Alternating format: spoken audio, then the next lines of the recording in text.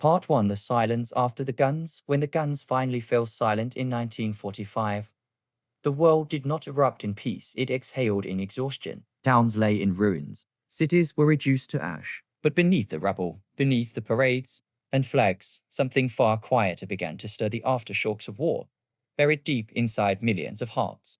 The soldiers who returned were not the same men who left. The wives who waited were not the same women. And the children who grew up under air raid sirens would carry memories they could never name. They called it peace. But in millions of homes, it felt like something else entirely: a strange, heavy silence. Imagine it.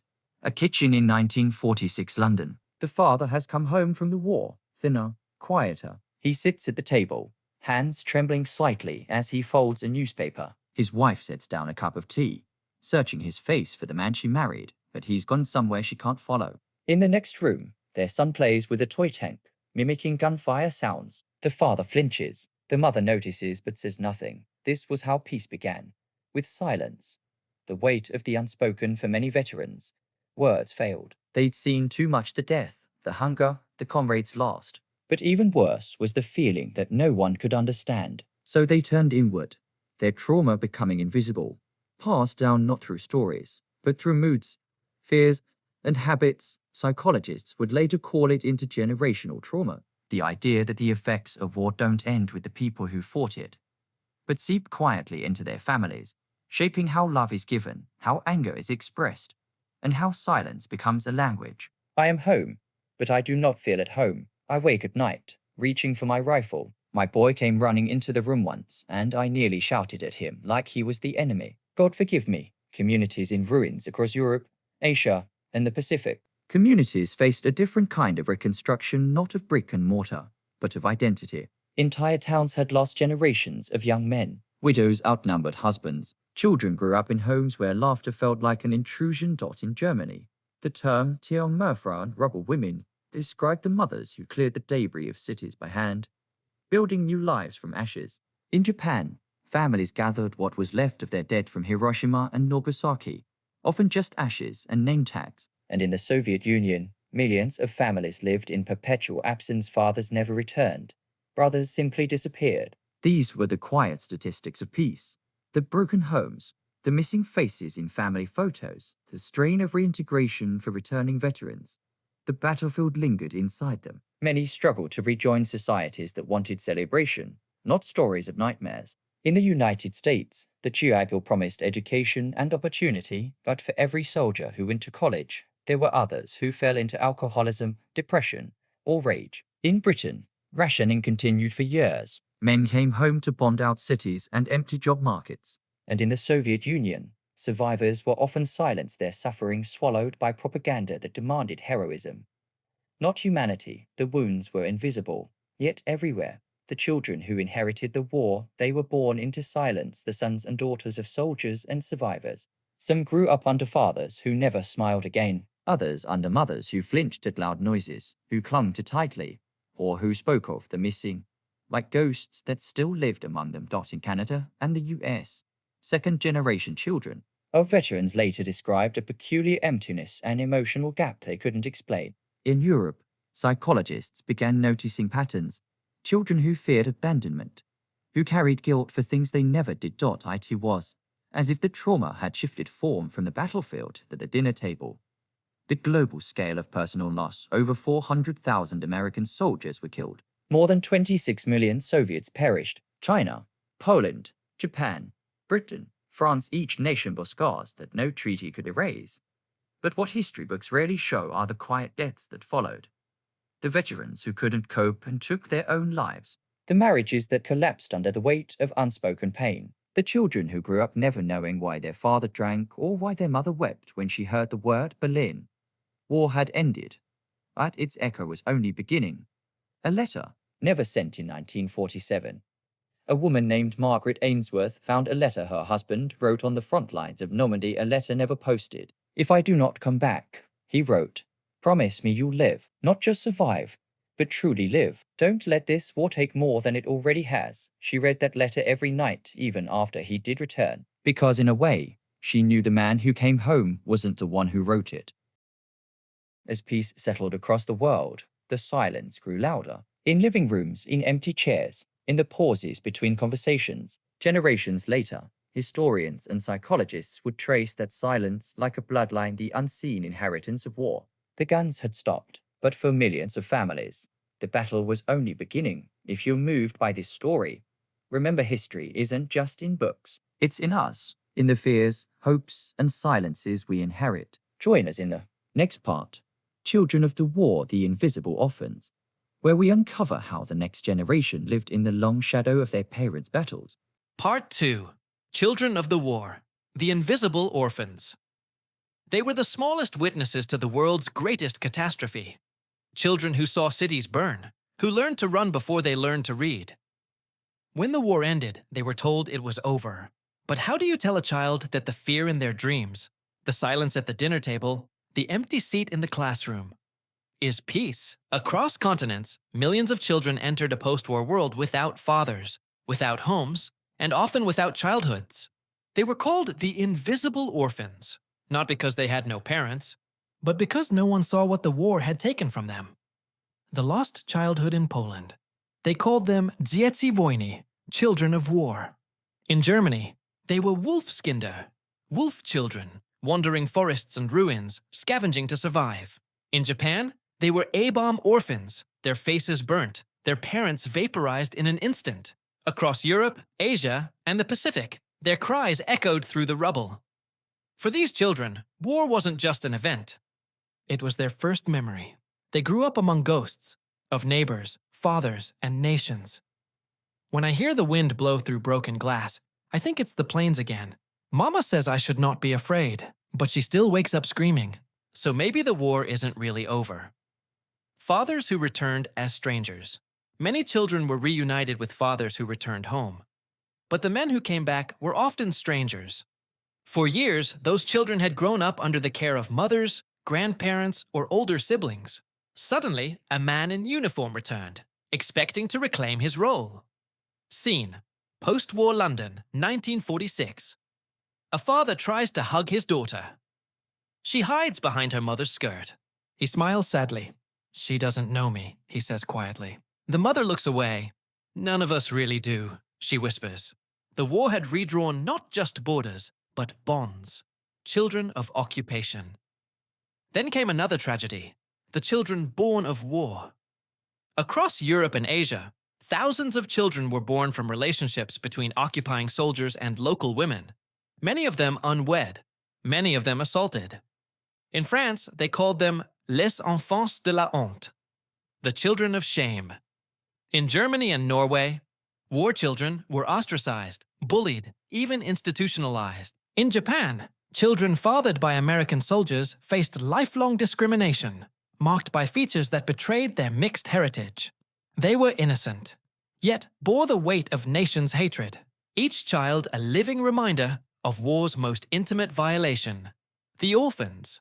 No one wanted millions of children, truly had no one.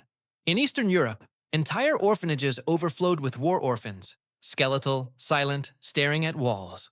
In China, thousands wandered the countryside, barefoot, begging for food. Some were adopted by distant relatives. Others were taken in by strangers.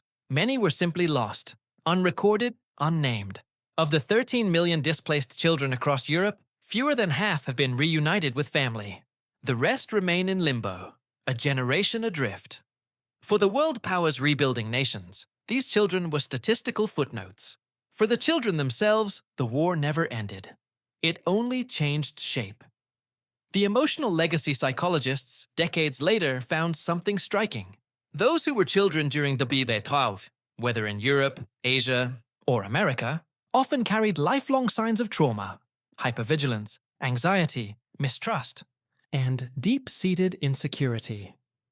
Even those who never saw combat lived with its residue, the constant awareness that everything could be taken in a moment. It shaped how they loved, how they raised their own children, and how they saw the world. In post-war Britain, a generation grew up in ration lines and air raid ruins. In Japan, children internalized guilt and silence. In Germany, a whole generation was taught not to speak of the past. They were the silent carriers of their parents' pain, and later, the transmitters of that pain to their own children. The hidden war at home behind closed doors, the psychological battle continued. Veterans struggling with nightmares often became harsh or distant fathers. Mothers traumatized by loss grew anxious and overprotective. Children learned early that emotions were dangerous, that crying reminded parents of the war, and silence kept the peace. Dad never spoke of the war, but we knew it was there. You could feel it when he looked out the window too long, or when the fireworks went off on Guy Fawkes night, and he'd just leave the room. That quiet withdrawal became the emotional climate of post-war homes across continents. When history became DNA, modern science would later confirm what many families already sensed, that trauma leaves traces in the body itself. Studies on Holocaust survivors and children of POWs showed changes in stress hormones, gene expression, even brain development. The pain of the past didn't just haunt memories, it rewired biology. Children inherited fear not just through stories, but through their very cells. It was as if war had written itself into humanity's genetic script, a letter to the next generation. In 1950, a British mother named Alice Greaves wrote to her son, then studying psychology at university, "I sometimes think you children are the true veterans. You fought the war we could not see, the one that happened in the quiet of our homes." The world moved on, but the children did not forget. They grew up to become parents themselves, carrying the echoes of loss, the lessons of scarcity, and the unspoken grief that shaped an entire century. The war was over, but for those born in its shadow, it had only just begun. If this story touched you, remember, some wars don't end on the battlefield. They end in the hearts of those left behind. Join us in Part 3, Mothers of the Fallen, Women Who Carried the War Home, as we explore how women rebuilt families and identities in a world forever changed. Part 3, Mothers of the Fallen, Women Who Carried the War Home. They were the ones who never fired a shot, yet bore the heaviest wounds of all. The women who waited, through years of uncertainty, silence, telegrams, and prayers. When peace arrived, they did not rejoice. They began the hardest work of all, rebuilding life itself. These were the mothers. Wives and sisters who carried the war home, in their arms, in their hearts, and in their memories. The telegrams for millions. The end began with a knock on the door. A telegram slipped into trembling hands. In the United States, Britain, Germany, Japan, Russia, it was the same ritual. Short, merciless sentences. "We regret to inform you." Each word, a universe collapsing. In Britain alone, more than 70,000 women received those dreaded telegrams. In Germany, entire villages lost their men, whole generations of husbands gone. And in the Soviet Union, women waited at stations for years, refusing to believe that missing in action meant forever gone. I still go to the station every month. Maybe he is on the next train. Maybe I missed his letter. My neighbors say I am mad. But what else is there left to live for? Women who became nations. When the men didn't return, women became more than wives. They became the backbone of broken countries. In the ruins of Berlin and Warsaw, Trümmerfrauen, the rubble women, rebuilt cities with their bare hands, brick by brick. In the Soviet Union, widows took over farms and factories, raising children alone. In Japan, war widows flooded into cities, taking work as nurses, cleaners, clerks, anything to survive. They were both victims and rebuilders, mourning the dead while feeding the living. They wore grief like a second skin, silent, dignified, unending, the burden of silence. For many women, speaking of loss was a luxury they couldn't afford. Governments encouraged stoicism, to keep morale high, to keep the machine of society turning.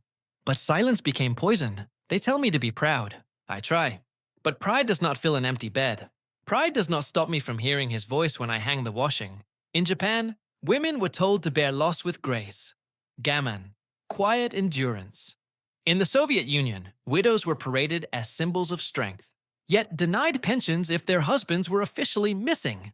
Even in the West, war widows often faced pity instead of support, their grief confined to whispered conversations behind curtains. Mothers of the dead. Mothers of the living beyond the widows, there were mothers. Mothers who sent their sons to war and received only a folded flag in return. They mourned privately, quietly, often for decades. Some refused to remove their son's shoes by the door. Others wrote letters they never mailed, marking birthdays that no one else remembered. I still cook his favorite meal every year on his birthday. I don't tell anyone, I just leave his plate at the table and sit across from it. In Russia, the Mothers of the Fallen became a silent movement. Tens of thousands writing to Stalin, begging for truth about their sons' fates. Most never received replies. These women carried the collective grief of nations. They didn't march in parades. They built them. They didn't raise monuments. They raised children who would one day ask, "Why did you never talk about the war?" The double burden post-war society gave women a cruel paradox: to be strong, but not outspoken; to grieve, but not too long. In many countries, women who had worked during the war were now told to return home, as if they could simply fold up their independence like a uniform. But after tasting both freedom and devastation, many couldn't. Some widows chose not to remarry, calling themselves married to the memory. Others became community leaders. Social workers or nurses, roles once reserved for men. They were redefining womanhood, not out of ideology, but out of necessity. Their labor rebuilt the world, but history rarely gave them credit. The unseen heroes of Reconstruction. In France, women filled city councils for the first time. In Britain, they kept ration systems and hospitals running. In Japan, women entered the workforce en masse, helping to rebuild a devastated nation. And across Eastern Europe, women became the heart of community survival, smuggling food, caring for the sick, protecting children. We mothers are the new soldiers now. We fight with bread instead of bullets, with faith instead of rifles. Generational echoes. Their resilience became a silent inheritance. Children raised by these women grew up with two lessons: that survival required strength and that grief must be hidden. It was a generation that learned endurance before joy. Psychologists today trace patterns of emotional suppression in post-war families back to these women. Mothers who could not afford to collapse, who turned sorrow into structure, pain into routine. The world called them strong. But strength for them was never a choice. It was survival. A letter to a fallen son. In 1952, a German mother named Anna Weiss wrote in her diary, "My boy, today would have been your 30th birthday. I no longer cry.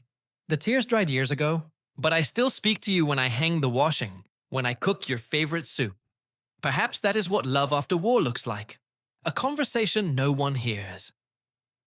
They rebuilt a broken world, not with speeches or medals, but with hands that buried the dead and raised the living.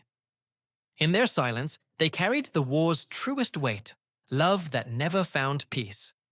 If this story moved you, remember, the world we live in was built by those who never stopped loving despite loss. Join us in Part 4. The Broken Men, Fathers, Veterans, and the Wounds They Brought Home, where we confront the hidden battle scars that lingered long after the fighting ended. Part 4: The Broken Men, Fathers, Veterans, and the Wounds They Brought Home. When the soldiers came home, the nations rejoiced, but behind every flag, behind every embrace at the station, lay a truth few dared to speak. Many of these men had not really returned. Their bodies were home, but their minds were still trapped in foxholes, jungles, and bombed-out cities. They carried invisible wounds that time, love, and medals could not heal. This is the story of the broken men, the fathers who survived the war, yet never escaped it. The silent return in 1945. Millions of men stepped off troopships to cheers, brass bands, and tears of relief. But beneath their smiles, a great silence grew. Many had seen things no human was meant to see. Friends torn apart, civilians executed, children crying in the ruins. They had marched through death and somehow lived, but survival came at a cost. Exit letter from a US veteran, 1946. They call us heroes. I don't feel like one. A hero wouldn't wake screaming every night. A hero wouldn't be afraid of his own son's toy gun. The battle after the war in barracks. There were orders. On the front lines, purpose. But at home, there was confusion. Men who once commanded platoons now felt useless behind desks or on factory floors. The adrenaline that had kept them alive vanished, replaced by a dull emptiness. They were husbands and fathers again, roles that required gentleness, routine, and peace. But peace was the one thing they could no longer find at night.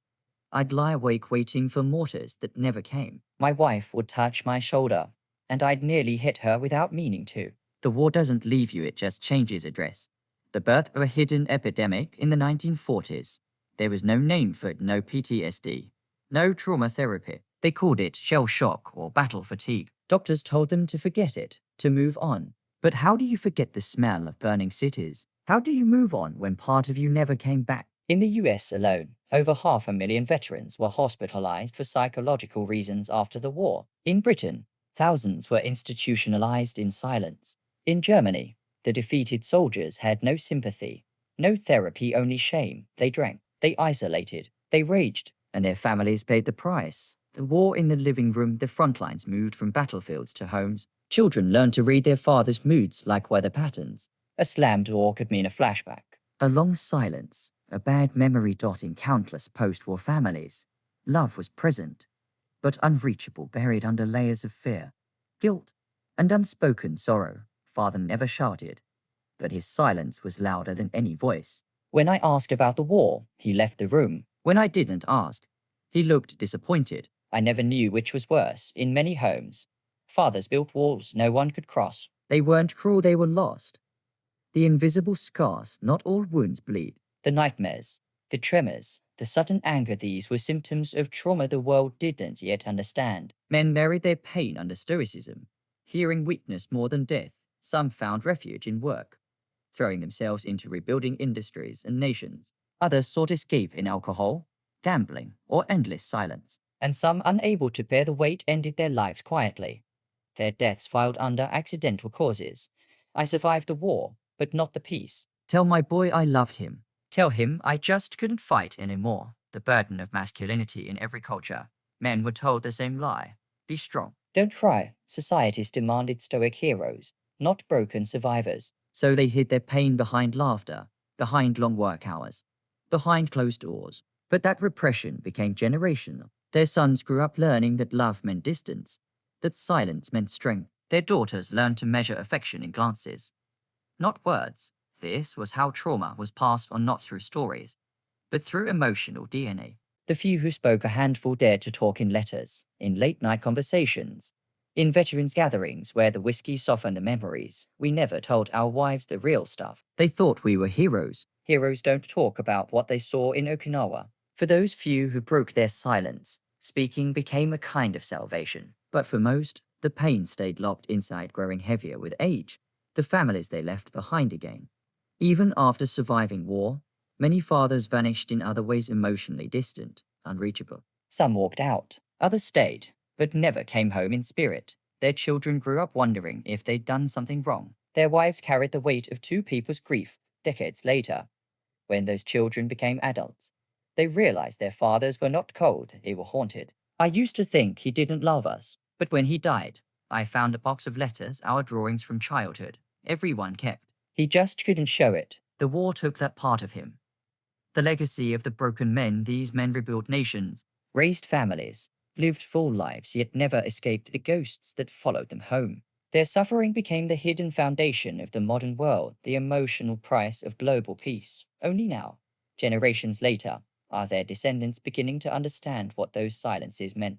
That behind every unspoken word was a memory too painful to share, and behind every distant gaze, a desperate wish to forget. They won the war but lost parts of themselves no victory could restore, and in the homes they returned to, the echoes of their pain shaped generations yet unborn. If you're following this journey, remember every medal has a shadow. Join us in part 5, The Lost Brothers, Families Divided, Nations Rebuilt, as we explore how siblings, friends, and communities try to reconnect in a world forever scarred by those emotional fallout. Part 5, The Lost Brothers, Families Divided, Nations Rebuilt for Millions. The war didn't just take lives, it scattered them. Families once bound by shared meals and laughter found themselves divided by borders, ideologies, and silence. Some brothers went to war together and only one came back. Others returned home to find that home itself was gone. Split by politics, occupation, or the Iron Curtain, the war had ended. But a new kind of separation had begun, a world divided, even in peace. Brothers in arms.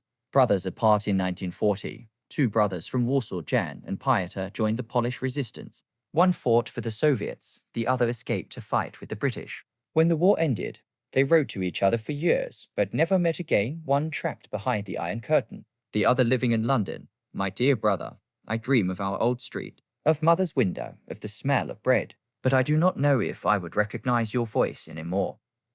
This was the was quiet cruelty victory without reunion. The guns stopped, but the world remained fractured. Families torn by ideology. The end of World War II didn't bring unity, it birthed division. The Cold War redrew the world, slicing through bloodlines and friendships. In Germany, brothers found themselves on opposite sides of a wall. In Korea, families were split overnight north and south, never to see each other again. In Eastern Europe, letters were censored, travel forbidden. One family could live in freedom, another under fear, all because of where the new borders fell. The war had changed the world map, but more tragically, it had redrawn the map of the human heart. The brothers who never returned for those who lost siblings in battle. The pain was compounded by uncertainty. Some were listed as missing, their fate unknown. Others came home in sealed coffins, their faces never seen again.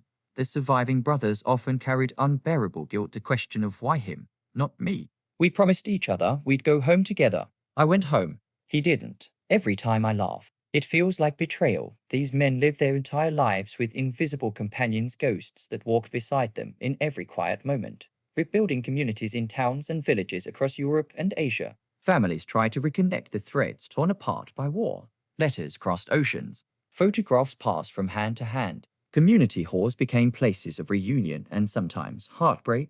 But the world was changing fast. Factories replaced farms. Old traditions gave way to modernity. And in the rush to rebuild, many never found time to mourn what had been lost. There was physical damage healed faster than the emotional one. The war that split generations. The divide wasn't just between nations, it was between generations. The young wanted to forget. The old could not. In households from London to Leningrad, silence became the only truce between memory and denial. We asked our father what he did in the war. He said nothing. That was the end of it. But silence itself became an answer we could never forget. That generation divide became a new kind of frontier between those who remember too much and those who were never told at all. Letters across the divide, even amid division. Some tried to reach across. Letters, smuggled and coded, carried words of love through censorship and suspicion. A brother in East Germany wrote to his sister in West Berlin. They say the war keeps enemies out. But what if the enemy is loneliness? In Korea, parents on opposite sides of the border wrote letters that would never be delivered. In Vietnam, post-war families searched for missing relatives through photographs and prayer lists. War had taught the world to communicate in absence, to love across silence. When nations rebuilt, people did not. The 1950s and 60 seconds brought a new optimism. Skyscrapers, televisions, rock and roll. Governments boasted of economic miracles. But in the shadows of modernity, millions still searched for brothers, sons, and parents who never came home. The world was rebuilding, but many souls remained in ruins. They built new cities, but I still dream of the old one. My husband is gone, but I still cook for two, for those who had lost everything. Rebuilding meant learning to live with absence, to create futures from fragments. Reunion after decades, and yet, sometimes miracles happened. In 1989, as the Berlin Wall fell, families separated for 40 years embraced once again. Old men held brothers they barely remembered. Mothers, grey-haired and trembling, met sons they thought were dead. Tears, laughter, disbelief all mixed together like the closing of a wound that had taken half a century to heal. The world called it political change, but for millions, it was something simpler: family, finally reunited. The true cost of division narrator. The war taught humanity that victory without unity is hollow. The brothers who survived often said the same thing, that the real enemy was never the man across the line, it was the hatred that built the line itself. Generations later, their descendants still live in a world shaped by those divisions, the invisible borders between memory and identity. We fought to end war. Yet somehow, the fighting found new ways to continue inside families, inside nations, inside us. The lost brothers of the war are not just names on stone. They are the missing conversations, the empty seats at reunions, the laughter that never returned. They remind us that peace is more than the absence of war. It is the reunion of what war tore apart. If this story spoke to you, Remember, history isn't just written in battles, but in the moments of reconnection after them. Join us in part 6, A New World Rebuilding Society from the Ashes, as we explore how nations, economies, and identities were reborn from the ruins of war. Part 6, The New World, Rebuilding Society from the Ashes. When the guns finally fell silent, the world faced a question more daunting than victory. How do you rebuild a civilization from dust? From the shattered capitals of Europe to the burned-out villages of Asia, the task ahead was immense, not just of brick and mortar, but of heart and soul. The war had ended, but true peace was still a long way off. A world in ruins in 1945. Large parts of the world looked like a lunar landscape. Entire neighborhoods were reduced to rubble. Bridges lay twisted in rivers, and rail lines stopped at craters. Tens of millions were homeless. Factories were gone. Farmlands were poisoned or burned. The air reeked of smoke and survival for the first time in history. Humanity had to rebuild not just cities, but faith in itself. Women, the backbone of recovery during the war. Women had taken on the roles men left behind: factory workers, nurses, engineers, resistance fighters. When the war ended, many were told to return to normal, but there was no normal to return to. These rebel women rebuilt brick by brick, often with their bare hands. They raised children, buried husbands, and rebuilt nations. Every stone I lift feels like a prayer for those who can't come home to do it themselves. Women's contribution to post-war recovery became the silent engine of Reconstruction, a quiet revolution that reshaped gender and society. Forever, the children of war for the children. War was their first memory. Some grew up in orphanages, others scavenged through ruins. They carried tin cups, ration cards, and questions no one could answer. Teachers returned to classrooms missing half their students. Psychologists began to study war children, those who had witnessed bombings, displacement, and loss before they could even spell the word home. Many children flinch at loud noises. Some draw only planes and fire. These children would become the post-war generation, the ones who would rebuild, but never forget what destruction looked like. The Marshall Plan and global recovery. By 1947, the world's political leaders realized that peace needed more than armistices. It needed economic resurrection. The Marshall Plan poured billions into rebuilding Western Europe, revitalizing industries and infrastructures. Germany's cities rose again. France and Italy revived their factories. In Japan, American advisors helped transform the war machine into a manufacturing miracle.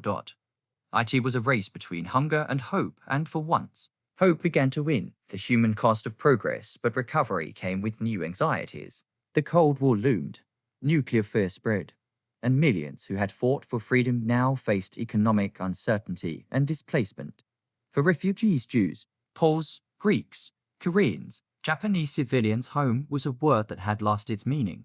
Many lived in camps for years, suspended between past and future. They say, we are rebuilding. But what if I no longer know what to build toward? For these survivors, rebuilding meant reinventing identity itself, new nations, new borders. The war had redrawn the world map. The United Nations was born. Colonies fought for independence, and new alliances rose from the ashes of old empires. India declared independence in 1947. Israel emerged in 1948. The world was reshaping itself with both optimism and unrest. Yet every new flag, every new border, carried the shadow of the last war, the reminder that division could so easily return. The new world was being built on the ruins of the old, one compromise at a time. The changing family as soldiers returned home. Family life itself had to be reconstructed. Fathers who had seen unspeakable things now faced children they barely knew. Mothers who had led entire households were expected to return to silence. He came home with medals. I came home with memories. Somehow, they didn't fit together. The tension between memory and modernity defined the 1950s. Families wanted comfort, normalcy, and peace, but beneath the surface, trauma lingered like an echo in every living room. The world was learning that you could rebuild houses faster than hearts. Culture, cinema, and healing art became therapy for a wounded civilization. Films like The Best Years of Our Lives and Rome, Open City captured the pain of coming home. Music shifted. Jazz and blues became global voices for loss and renewal. Writers, poets, and filmmakers gave form to what people couldn't yet say aloud. From Hiroshima to London, Paris to Warsaw, art helped the world grieve. We write because the rubble cannot speak. Through creation, Humanity slowly rediscovered the capacity to feel and to forgive. Rebirth through unity out of destruction came cooperation. The dream of a united Europe emerged from the ashes of two world wars. Nations that had once fought each other now shared trade, culture, and hope. The creation of the European Coal and Steel Community, the seed of today's European Union, symbolized a new idea that unity, not victory, is the foundation of peace. The same generation that had seen hell was now determined to build heaven, or at least something closer to it. The post-war world was not rebuilt overnight. It rose slowly, from dust and tears, from memory and resilience. Every bridge, every school, every rebuilt home whispered the same truth, that survival was only the beginning. The real victory was learning to live again. If this chapter inspired you, remember every skyline today was born from yesterday's ruins. Join us in Part 7, Echoes of Memory, the War in Our Blood, as we explore how trauma, silence, and remembrance were passed from one generation to the next. Part 7, Echoes of Memory. The war in our blood. The war may have ended in 1945, but for many, it never truly ended at all. It lived on in memories unspoken, in tempers unexplained, in dreams that woke children they never understood. Trauma, like radiation, left no visible scar, but it seeped quietly into the next generation. This is the story of how war outlived its soldiers, how it made a home inside their families. The weight of silence in post-war homes across the world. Silence became the family language. Fathers who had seen death found it easier to stay quiet than to remember. Mothers who had waited through endless nights learned not to ask too much. Children grew up sensing the unspoken. They knew when not to touch certain subjects or when a simple question could bring sudden tears. Dad never talks about the war, but when fireworks go off, he holds his head and shakes. I don't think he even knows he's doing it. The walls of post-war homes were thin, and so the echoes passed easily from one generation to the next, inherited. Fear psychologists later called it intergenerational trauma, the idea that pain can be passed down not just through stories, but through behavior, emotion, even biology. Children of veterans often carried anxiety without cause, guilt without reason, and an unexplainable need to be strong. In some families, love was expressed as protection. In others, it was withheld entirely. My father never raised his voice, but his silence filled the house. We all grew up trying to earn the smile he never learned to give. The war had ended, but the emotional front line ran right through the living room. The shadow of lost fathers. Millions of children grew up without fathers at all. Some had died on battlefields, others returned, so changed they were. Strangers in their own homes. Visual archive photo of a boy playing with a helmet beside a grave marked 1944. The fatherless generation became one of the war's quietest legacies. In Europe, the absence of men reshaped education, work, and morality. In Asia, widows raised entire families alone, bearing the double weight of grief and survival. He came home once in a box. Since then, every meal feels like waiting. To rebuild society meant rebuilding fatherhood, and that would take decades. Mothers who carried the war inside, women who lived through bombings, hunger, or displacement often carried invisible scars too. Some developed what we now know as chronic anxiety, or shell shock of the home. They passed on their fears to their children, fear of loud noises, of separation, of losing everything again. We found that children of war survivors showed trauma symptoms without ever experiencing war themselves, as if the fear was inherited through the family's heartbeat. Even love became cautious. Affection was shadowed by the knowledge of how easily everything could disappear. The second generation's burden by the 1960s and 70s. The children of war adults trying to understand the ghosts in their homes. Some became activists, artists, or historians determined to confront what their parents could not. Others rebelled, seeking freedom from the silence that had suffocated their childhoods. They questioned authority, nationalism, and war itself. They wanted to break the cycle, but even rebellion was a kind of inheritance, a reaction to the pain they never fully understood. When memory becomes DNA, modern science has begun to prove what survivors long suspected, that trauma can alter genes, shaping stress responses in the next generation. Children of Holocaust survivors, for instance, often displayed heightened anxiety, vigilance, and empathy. It was as if the body remembered what the mind could not. I never told my children what happened, but somehow they always knew. They felt it in the way I looked at the world. The war had become part of human biology, a genetic echo of fear and endurance. Art as ancestry for many descendants. Art became the only language powerful enough to translate inherited pain. Books, films, and music became vessels for memory, a way to process what was too heavy to carry alone. Children of veterans painted nightmares they never lived. Grandchildren of refugees wrote poems about homes they had never seen. I don't paint the war. I paint the silence that followed it. Through art, memory transformed from a burden into a bridge connecting generations who had never met but shared the same wound. Healing through understanding. The late 20th century brought new words: trauma, PTSD, closure. Families began to talk, to unearth letters, to ask questions that had gone unasked for 50 years. Therapy replaced silence. Commemoration replaced denial. Grandchildren interviewed grandparents. Museums collected personal stories, and what was once buried began to heal. It was not just remembrance, it was recovery generation by generation. The echoes of war still live within us, not as chains, but as reminders. That courage is inherited as surely as pain, that silence can break, and that even the darkest legacy can become light when it is finally spoken aloud. If this story resonated with you, remember, history is not only what we inherit, but what we choose to heal. Join us in the final chapter, Part 8, The Legacy of Peace, as we explore how memory became mission and how the generations that followed turned was lessons into a promise for the future. Part 8, The Legacy of Peace. What we inherit, what we choose. The guns fell silent long ago. The soldiers are gone, but their shadows remain, not in fear, but in memory. What began as loss became legacy. What began as grief became guidance. And what the war truly left behind was ours. The generations that followed the children of the war grew into adults who swore their children would never see what they saw.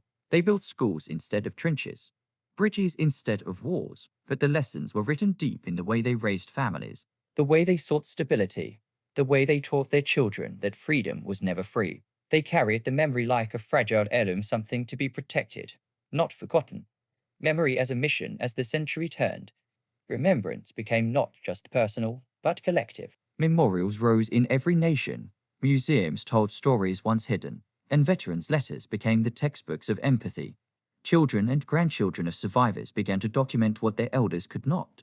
They filmed testimonies, translated diaries, recorded the voices of fading generations. I grew up in peace because my grandmother grew up in horror.